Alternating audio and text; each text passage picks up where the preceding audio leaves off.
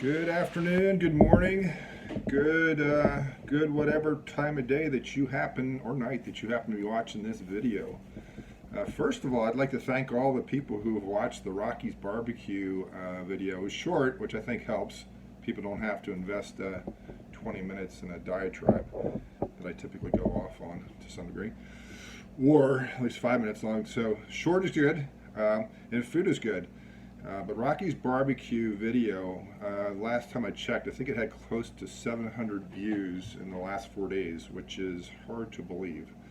I'm not sure what explains that. The food was good. Rocky's is a good place to visit here in Columbia, Pennsylvania. So it has worldwide reach with YouTube, and there you go. So today I wanted to talk a little bit about Columbia, the town of Columbia, and the new market that they have open. It's open on Wednesdays and Saturdays. I'm not entirely sure of the hours. I can look it up. I have a picture of the hours. But I know it was open now, so I made a swing down there. Man, it is hot in Pennsylvania right now. It's like Manila. It's like the Philippines. You know, normally we don't get this kind of weather until about August sometime, or maybe late July, but it's in the 90s. Super high humidity. The air conditioner's on full. It's just draining water out my front porch. Man, I tell you what, good thing about living in a small townhouse though, one unit in the window upstairs cools the property down enough. I'm not a huge air conditioner fan, but I certainly don't like to be sleeping or to be living in 95 degrees either. So one of the modern amenities. So I was down at the market just a moment ago. I'm going to show you 3 things that I bought.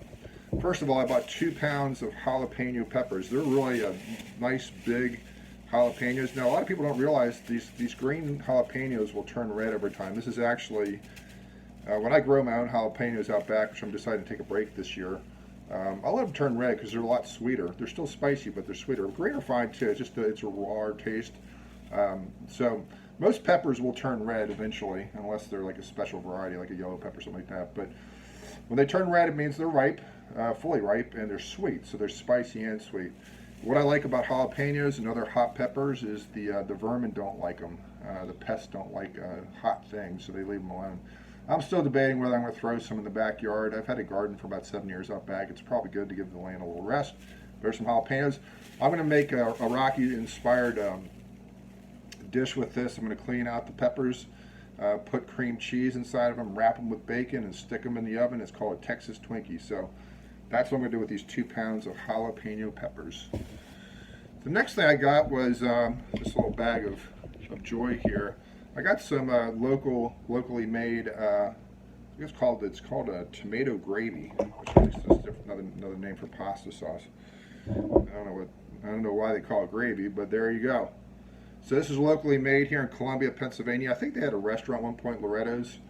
So this was $6, but this was local. So I will use this for actually a pasta dish. I have other tomato sauce that I use for my drink that I make called E8, but I won't use this. It's too expensive. I'll use the other stuff for my E8. So I make a variety of kind of a health drink. So that's called Loretto, $6 a jar. And I went to go to a stand today. I wasn't sure what the operation was doing down there, if there was a serving room or et cetera, et cetera. But it's just kind of a beer stand. They don't serve beer down there. It's a licensure thing in Pennsylvania. Pennsylvania has some weird rules with the serving of alcohol and the selling of alcohol. So this beer is from Gear House Brewing Company. It's a 16-ounce can. Cans have become really, really popular with brewers. They're a lot cheaper than bottles. They're lighter. They're more durable. They protect the beer from light and stuff like that. The big thing though is if you're a craft brewer, to have a bottling machine is super expensive. For you to do it by hand, it's very labor intensive. These cans can be rolled out pretty quick, and you don't need super fancy equipment to do it. So I'm going to crack this open right now. I haven't had their beer before. $4 a can.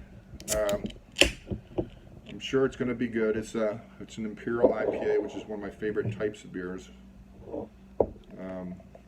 I'll be able to tell by looking at it in terms of some initial observations. Alright, just some things from the can. It's going to have some details on it. It's 8% alcohol, which is pretty typical for an Imperial IPA. It's called Mad Machinist. Yeah, you don't want to be operating heavy equipment if you drink too much of this, that's for sure. I don't see a warning on there about it. I'm sure it's here somewhere. I'll pull up a magnifying glass. There's some other things that are too small for me to read. Unfiltered and unpasteurized. Keep cold and drink fresh. The history of IPAs were Indian pale ales that you would ship them to India. You keep them warm, and they could tolerate a shipping couple month journey down to India from England or Britain. So an IPA actually was meant to be stored because of the high alcohol content and the high hop content. So this is Gearhouse Brewing Company in Chambersburg, Pennsylvania. Pennsylvania has really become a mecca for craft beer. Back when I did my beer tour back in 2010, there was just over 40 craft breweries in Pennsylvania, probably about 50, 55, and I hit 40 of them in 40 days. It helped to go to Pittsburgh and Philadelphia because I was able to do many breweries in a couple of days. Wasn't driving, but I was able to stay local. So here's the beer. If I were to look at this and somebody were to hand it to me and I wouldn't have seen the can, I would say, yeah, it's definitely an IPA. I could tell by looking at it. I would see that it was probably pretty high in alcohol because most IPAs have a bit of a haze to them. Like it's not really a haze, but it's kind of a hazy look inside of them. You probably can't see this in the camera too much, but I call it the Imperial Haze, and I like Imperials because it's just a delicious beer, and I like the 16-ounce bomber cans too for travel, like if you're camping and stuff. They travel well. They're easy to transport. They're easy to throw away. You can smash the cans down and you don't have to lug around a bunch of bottles. I like to sit by a campfire and drink straight out of the can. I really enjoy that. I'm not going to be sitting by a fire anytime soon, but yeah, it's really good. That's delicious. Definitely has a grapefruit taste to it. So craft beer is not cheap. This was not cheap. This was $6. And these jalapeños weren't bad. This is $4 worth of jalapeños, so that's like 2 pounds worth. So one of the things about craft, this is kind of the principle that I'm going to talk about just to conclude here, is that in order to get stuff that's local usually, and also craft made, it's going to cost more. Now, one of the reasons why we spend is for quality. Craft tends to be better. Number two, it keeps money in the community or in the general vicinity.